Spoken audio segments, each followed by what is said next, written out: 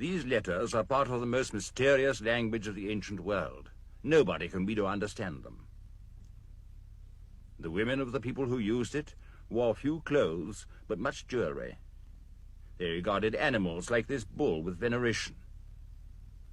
Their religion involved the worship of a god who is usually shown seated like this, with his right hand on his knee and an elaborate hairstyle.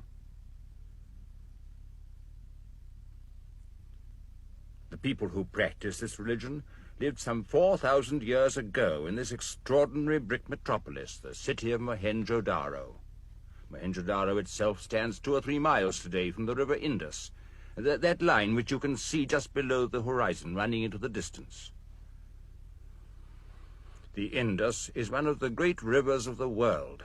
It's the backbone of West Pakistan as it curves and meanders 1,000 miles from the Himalayas to the Arabian Sea. The civilization that produced Mohenjo-Daro is called the Indus Valley Civilization. It spread over a much larger area than the civilizations of Mesopotamia and Egypt of the same period. Mohenjo-Daro was one of the 2 greatest cities of this little-known civilization of the ancient East, and it is the subject of this program. Mohenjo-Daro was discovered as recently as 1922. It's not every day that a new civilization is brought to light with great cities and elaborate organization of civic life and well-developed knowledge of writing. So the event was an exciting one. The ancient civilizations of Egypt and Mesopotamia have been known for a long time. Now, here was a 3rd great civilization, almost as old, covering 1,000 miles of the subcontinent of India. Research has shown that it lasted from before 2500 BC to something like 1500 BC. About 100 sites have now been discovered.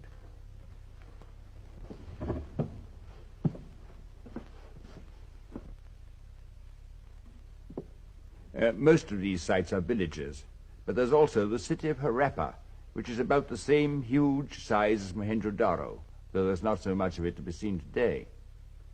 The origins of this civilization, like much else about it, are a mystery.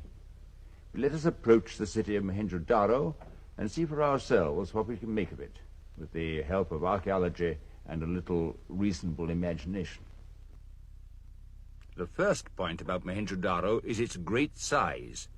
These are only some of the sections that have been cleared amongst the tamarisk scrub and red desert sand. Perhaps 1/12 of it has been revealed by excavation.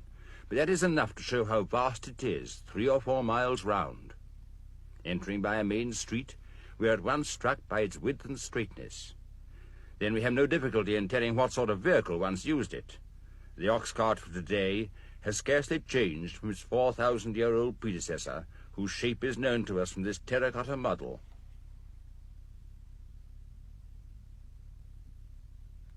A number of these models have been found at Mohenjo-Daro of slightly different types. They were probably children's toys.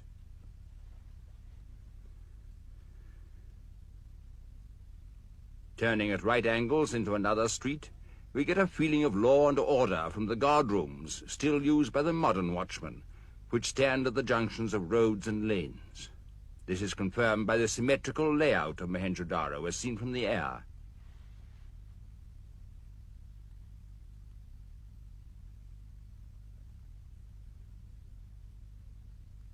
It's also shown in this checkerboard plan, drilled and regimented by a civic architect whose word was law. This is in sharp contrast to the contemporary city of in Mesopotamia. The irregular meanderings of the main street of are a very different story. Returning to Mohenjo-Daro, we leave the main streets and turn into one of the side lanes. Here the high blank walls with few doors and fewer windows emphasize the uniformity of the street architecture.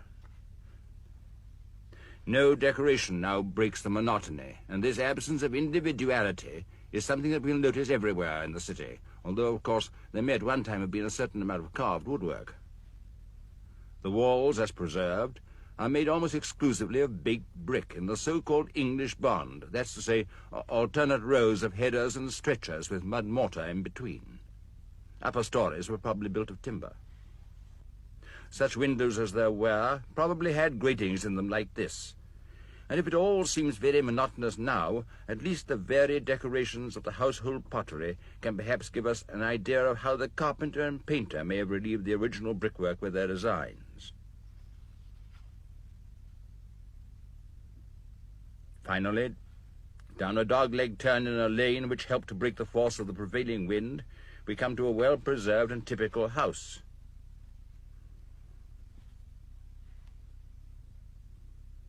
Immediately inside the door, a cage protects a piece of the original mud plaster which probably normally covered most interior walls. Next inside the entrance is a small court with a porter's lodge facing the doorway. From there, a passage leads to the central courtyard of the house, but we stop on the way to visit a bathroom with a well in it. Wells, like this better preserved one in another house, baths and cleanliness were a feature of the inhabitants' lives. Returning to our house, we come next to the main courtyard, round which the life of the house would revolve. Off it were the various rooms for sleeping, eating, and cooking.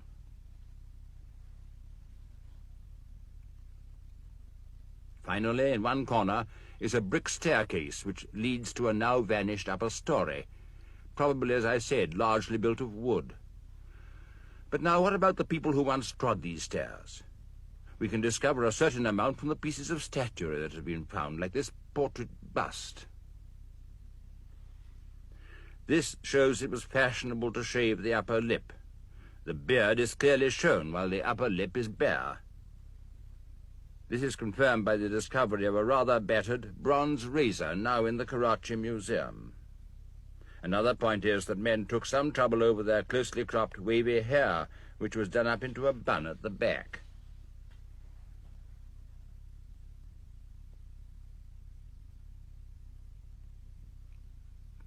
This is not such an impressive portrait, but with his neat beard and the twinkle in his eye, he strongly reminds me of an old professor friend of mine.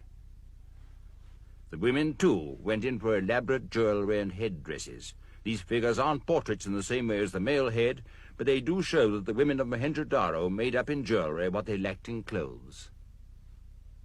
Here a Pakistani girl, with the help of a bronze mirror, which some beauty of Mohenjo-Daro once used some 4,000 years ago, is showing us some of their jewelry which was found in the excavations.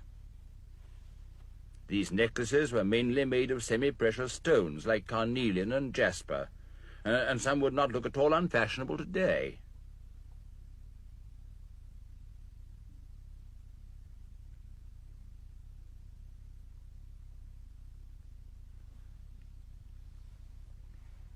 This one, with its 3 gold pendants in the center, is particularly attractive.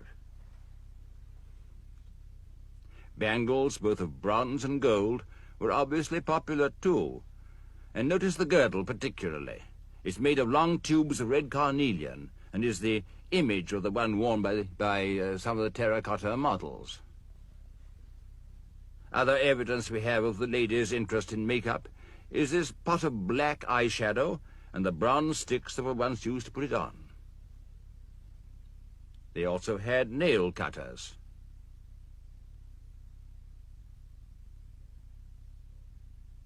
And combs.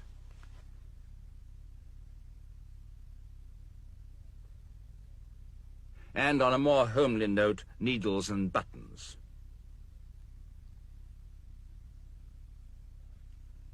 Another familiar domestic object they had was a baby's feeding bottle. You must forgive me if I don't handle it quite as it should be. For the older children, there was this charming animal, which still works quite well today. Then there were marbles, and gamesmen like these.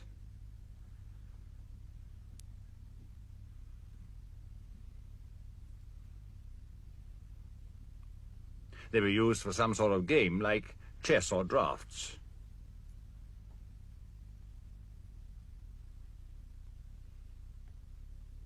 For grown-up children, there was that old pastime dice. After which, if you were bored, you could always say, "Bring on the dancing girls." The dancing girl on the right is in fact one of the most remarkable finds from Mohenjo-Daro. She hasn't got many clothes on, but she carries all her wealth on her left arm.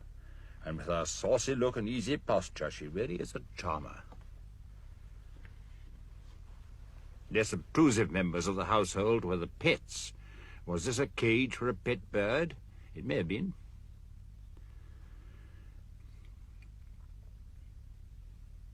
But there's no doubt what made these footmarks on a wet brick. A dog, perhaps this very one whose owner had obviously taken pride in his handsome collar. So much for the contents of our house.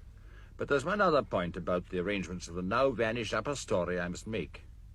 In other houses, there exist the remains of an upstairs lavatory, a convenience that is not often found even 2,000 years later in Pompeii. In another house you can see surviving a good example of the carefully built chutes by which waste was drained into the covered brick drains of the main street. There's one on the left. The brick path is modern. The drains of Mohenjo-Daro were thus far in advance of those in many towns today. These drains led to brick-built manholes, with a number of drains leading into them. These were cleared by municipal sanitary squads, who in some cases left an adjacent heap of debris for modern rediscovery. Turning off the main street, our next call is at a building which seems to have been a shop. This still has the resting places in the floor where the pots holding the shopkeeper's goods used to be put. The shop fronts on the street, and this one was near a crossroads too, so no doubt it had a flourishing trade.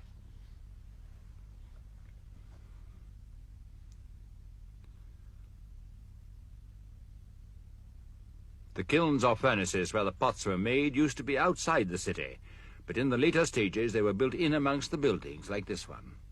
That's its outline with the entrance here.